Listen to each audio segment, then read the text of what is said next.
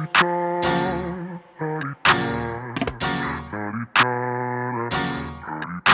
out the way. Who got a watch? Who got the time? I'm racing the clock. Even in my feelings, grind don't stop. Got big.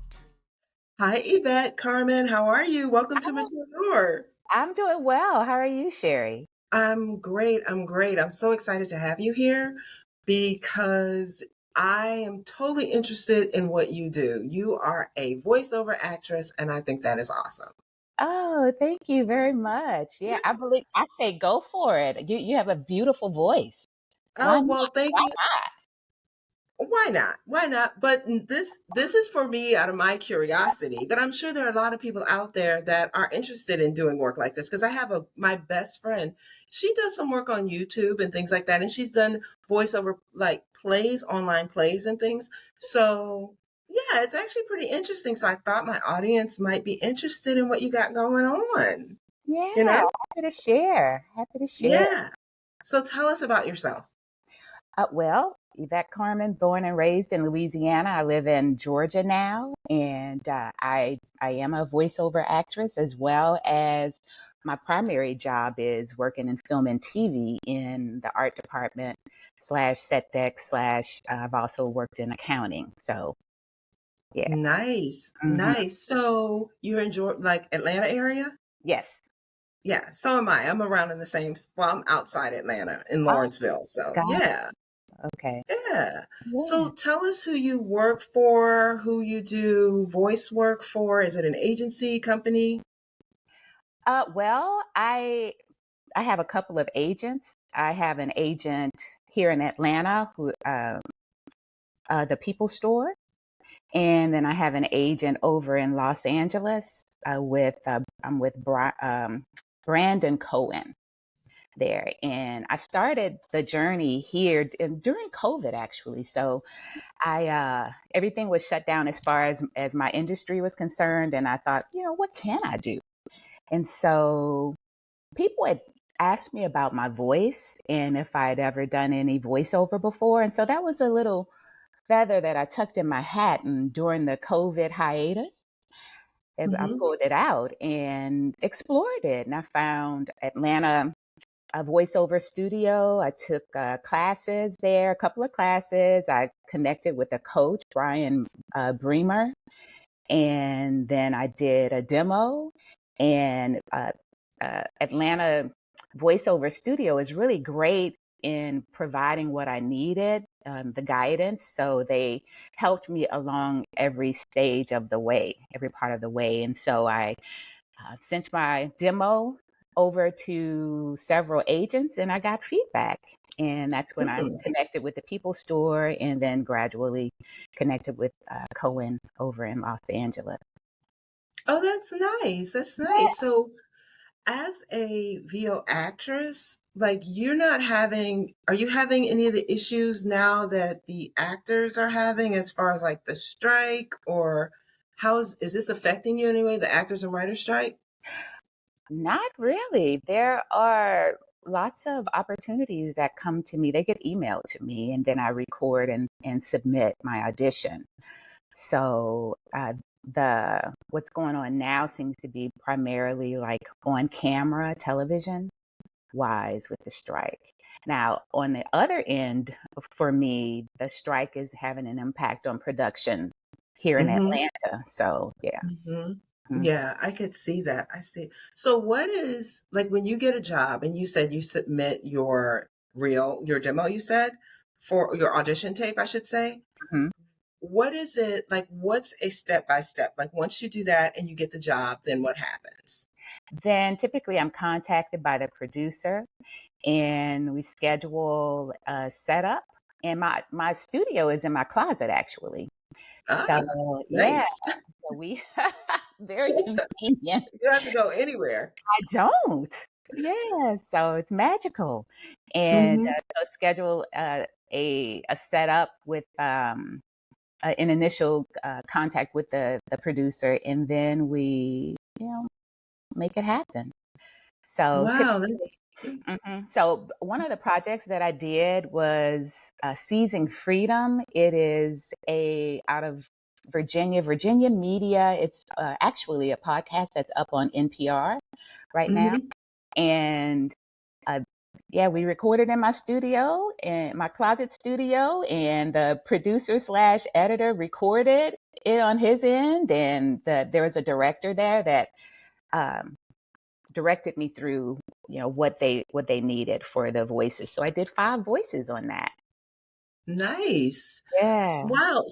So is it like the Actors Guild in that you need a certain number of hours? Because is there a union for you guys for VO actors? I am not in the union, but there is a union. Okay. And yeah, so, but I'm not a part of the union at this point. Okay, so you can do it and still not be part of the union, and then do those. Well, I'm assuming that you need a certain number of hours or whatever it is in order to join the union. Are you going to be interested in joining the union? I'm just curious. That's all. I'm nosy. I'm open. Yeah. So if the opportunity presents itself, then I'm going to say yes. You know? I'm asking you this because I used to work on production stuff back in school and once I graduated and stuff. And I worked for a company that did like a lot of NPR type of things. I actually did some work for NPR back in the day. And we had a voiceover person come in and he was part of the union. And he Mm. got paid a substantial amount of money an hour to read off these things. And this was at least 25 years ago.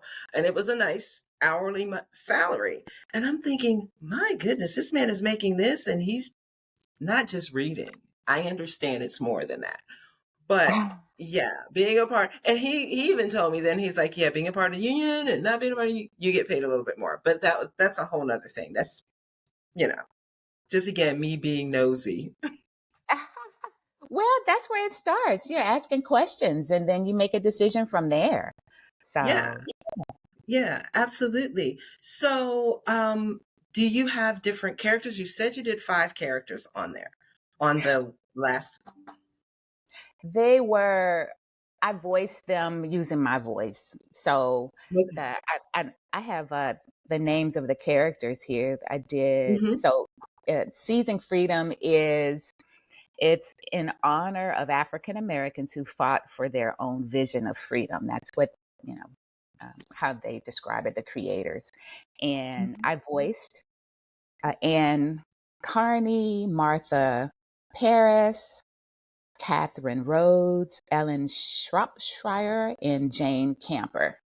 And they were, Mm, it was like snippets of people's lives, who wanted to get out in the world and make their visions happen, like entrepreneurship and XYZ. So, yeah. yeah.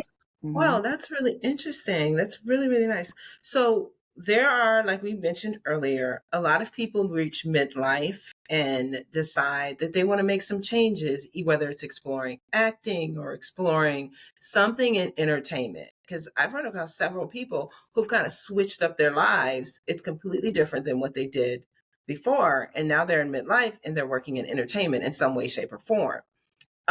What advice do you have for them in trying to navigate entertainment? And I'm just using entertainment in general. Okay. So I can share from my experience as far as Mm-hmm. voiceover is concerned. I had a curiosity that I followed, and it happened, as I took the next indicated step. And here I am doing something that I hadn't really thought of doing before. So, and then as far as working in entertainment, production wise, Mm-hmm. for me, what happened in that arena was I decided that that's what I wanted to do. It was, I learned that the industry was really popping here in Atlanta. And I said, why not give it a go? And so I joined Georgia well, I attended meetings of Georgia Production Partnership and I Mm-hmm. networked. And in the midst of networking, I met a woman who gave a workshop, and I took her workshop to start networking more. And I kept in contact with her maybe once a month. And when an opportunity came up, she uh, she opened up. She gave me an opportunity. She passed my name on, and I got a call. Hey, are you still interested in working? I said, yes. You need my resume? They're like, nope. The person who referred you, just come on in here on Monday. So yeah. Wow, that is great.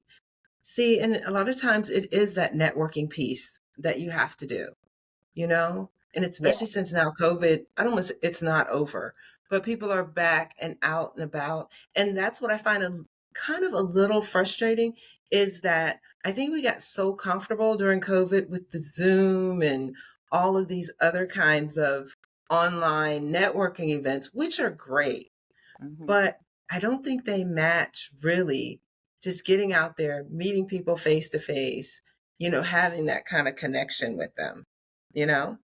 Yeah, but to me, it's starting to come back again. You know, Yeah. I'm feeling safer in group environments. It seems like a lot of other people are feeling safer, and you know, Yep.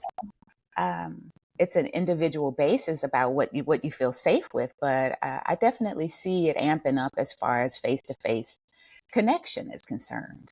So Yeah, that's good. That's good because I really do. Not that it is amping up, not that, it's disappeared completely, but it's just like all the things I get are online, virtual networking, virtual networking. I'm like, hey, let's come together. I want to yeah, grab a drink and talk to you. But yeah, so you're right. It's definitely coming back. So you mentioned having an agent. Um, can you tell us again a little bit about how you went about going to get an agent, just in case somebody missed it? yeah, sure. So after I recorded my demo, my the place where I recorded my demo, Atlanta Voiceover Studio, gave me a roster of agents to send my information to. And Mm, yeah, and so from there, I was contacted, you know, by People nice. Store, and yeah, and I can't remember how I ran across the other fella out in LA. I'm drawing a blank on that, but Yeah, but that's uh, okay. yeah, and I interviewed with People Store, and they were like, "Yeah, welcome." So Nice, nice, nice. So, do you write and produce anything? interesting, you asked that. So that is the direction of my heart's desire, actually, to create content that inspires people to live their best lives. And that was an attraction of your show. That seems to be your goal as Yeah. well. You know, to fan the flames of curiosity and get out there and give it a go. Why not? You know, Exactly. At every stage of life, it doesn't matter, you it know? doesn't. It doesn't. What matters to me is like my willingness to support through healthy actions, like my heart's desire, and to get out there and Mhm. just trust. And it's a win-win because no matter what, I'm getting an experience that's dynamic. Yeah, that's awesome. That is awesome. So, do you have any dream projects or dream roles that you want to do? I would love to voice Suri. Ah, that would be Yeah, great, wouldn't it? that would be nice. Yeah. Yeah, there's a Susan Hmm. Bennett. She's actually, she was the first Suri, voice of Suri. She's here in Atlanta, Georgia, I hear. And Ah, yeah, so that's something that I would love to do. I think that would be fun to show up on that would be people's fun. navigation system. At the light, turn Ex- left. exactly. Tell them where to go. you know?